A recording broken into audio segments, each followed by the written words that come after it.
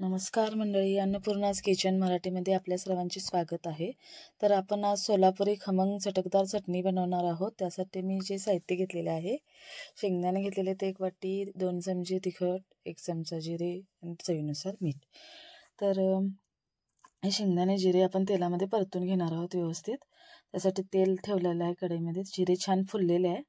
शेंगदाणे त्यामध्ये टाकून घेऊया। शेंगदाणे तेलामध्ये व्यवस्थित असे परतून घ्यायचे, जेणेकरून ते कुरकुरीत होतील, क्रिस्पी होतील असे। तर माझ्या चॅनेलला अजूनही कोणी सबस्क्राईब केलं नसेल तर त्यांनी प्लीज करून घ्या, शेअर करा, लाईक करा, कमेंट्स करा तुमच्या ज्या काय असतील त्या।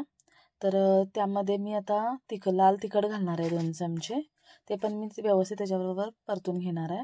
सोलापुरी चटणी ही ऑइली असते, तुम्ही कधीही बघितलं असेल त्याचं स्ट्रक्चर असं ऑइली असतं, त्यामुळे ते ऑइलमध्येच व्यवस्थित असं परतलं जातं। त्याच्यासाठी तेल जरा जास्त वापरलं तर म्हणजे छान होते चटणी। तर ही परतून झालेलं आहे, तर ते आपण एका खलबत्त्यामध्ये काढून घेणार आहोत। तर हा माझा सासूबाईंचा खलबत्ता आहे, त्यांच्या ह्याच्यात काळातला। तर मी त्यामध्ये सगळे शेंगदाणे काढून घेणार आहे।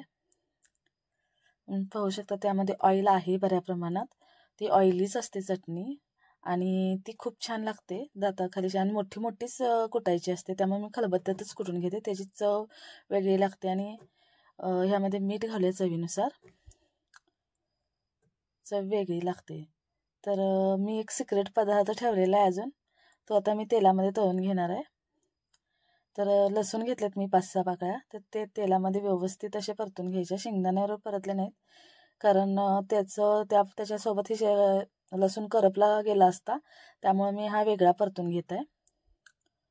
लसूणही घेतलेला आहे मी खलबत्त्यात, तोही त्याच्यासोबतच कुटून घेते। व्यवस्थित असं कुटून घ्यायचं, जास्तीत जास्त बारीक नाही करायचं, ही अशी मोठी मोठी चटणी ठेवायची। तुम्ही पाहू शकता ती ऑइली झालेली आहे, मस्त झालेली आहे। तर धन्यवाद मंडळी।